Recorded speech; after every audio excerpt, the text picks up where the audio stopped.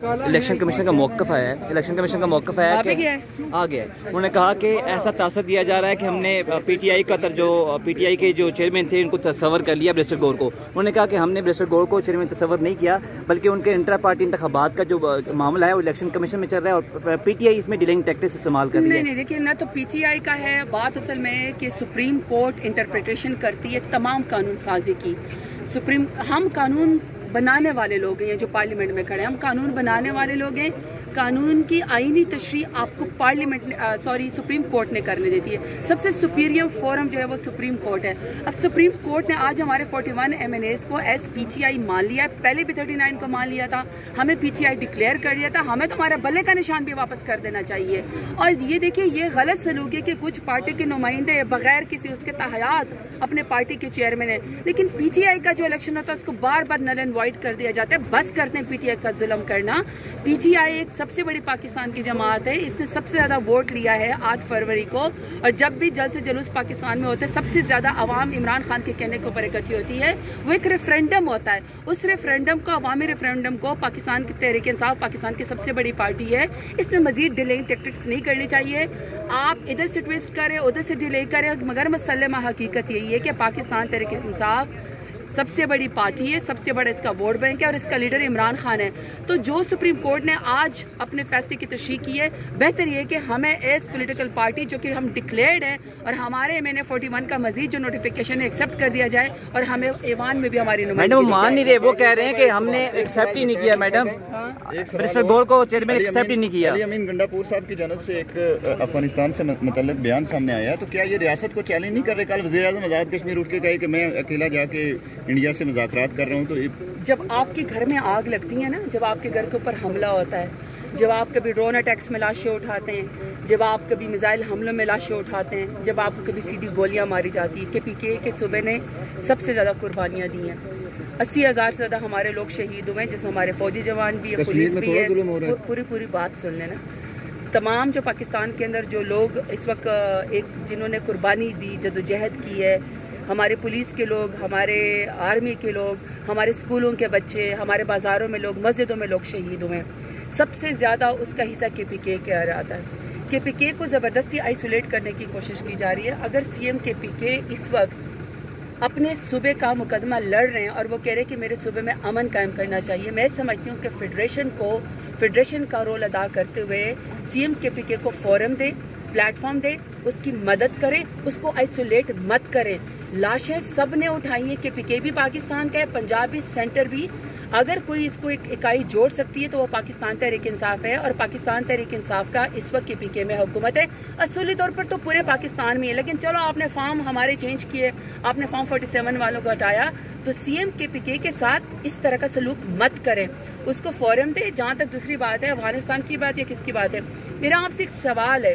ये जब ये PDM 1 की हुकूमत थी और PDM 2 की हुकूमत थी, 90 दिन के अंदर इलेक्शन होना था, लेकिन निगरान हुकूमतें बनी और रिजीम चेंज के बाद इलेक्शन होने के बजाय 90 दिन के बजाय 1.5 साल ये हुकूमतें चली हैं। जब सुपर पावर्स के एम्बेसडर्स सारे के सारे नून लीग की उससे मिल रहे थे, लीडरशिप से मिल रहे थे, तो क्या वो लेजिटिमेट था?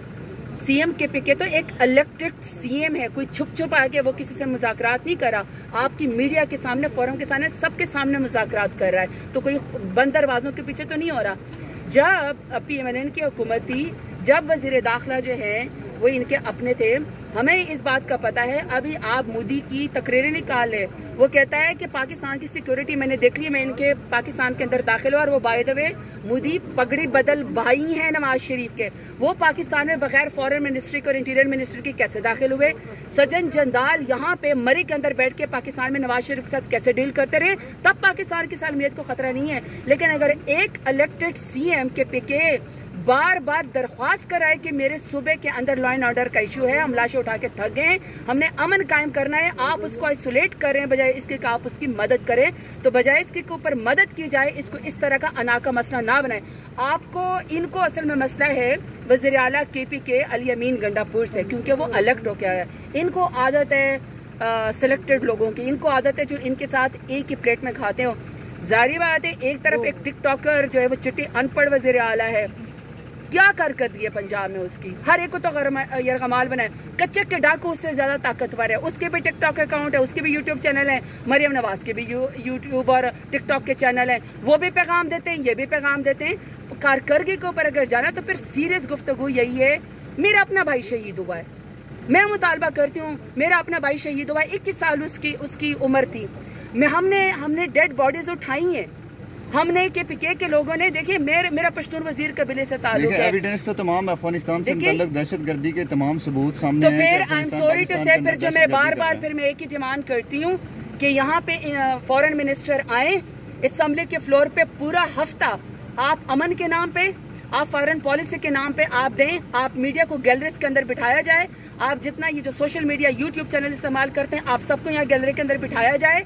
यहाँ पे आके हमें पाकिस्तान की फॉरेन पॉलिसी बताई जाए, हमें बताया जाए कि अगर अफगानिस्तान से इनको इतना मसला है, अगर अफगानिस्तान के लिए इनके फॉरेन पॉलिसी चेंज हो गई है तो हमसे छुपाने की जरूरत नहीं है। हमें बताया जाए कि क्या अफगानिस्तान में कॉन्सुलेट बंद हो गया है, क्या इस्लामाबाद में अफगानिस्तान का एम्बेसडर नहीं बैठता, अगर तो वो आपने सारी उनके साथ खत्म कर दी है जो अफगानिस्तान के साथ आपकी दोस्ती है, तो फिर आप हमें ईवान में आके हमें बताइए सर छुप छुपा के फैसले न किए। आखिरी सवाल, वज़ीर-ए-आज़म आज़ाद कश्मीर को मशवरा देंगे कि वो मोदी से मुज़ाकरात करें?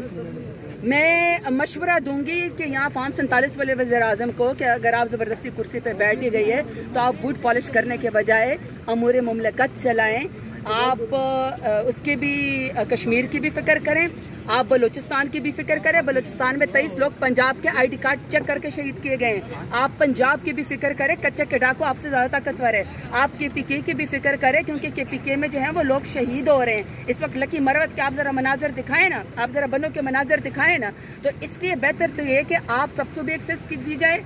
स्पीकर साहब को चाहिए कि पूरा का पूरा हफ्ता जो है वो फॉरेन मिनिस्टर के ऊपर यहाँ पे और इंटीरियर मिनिस्टर के ऊपर हो, हमें आके और आपको पाकिस्तान की फॉरेन पॉलिसी और इंटरनल पॉलिसी हमें बताई जाए कि इंडिया के साथ क्या ताल्लुकात हैं मौजूदा के, इनका विजन क्या है, कश्मीर के ऊपर इनके क्या वो है, फ़लस्तीन के ऊपर क्या है।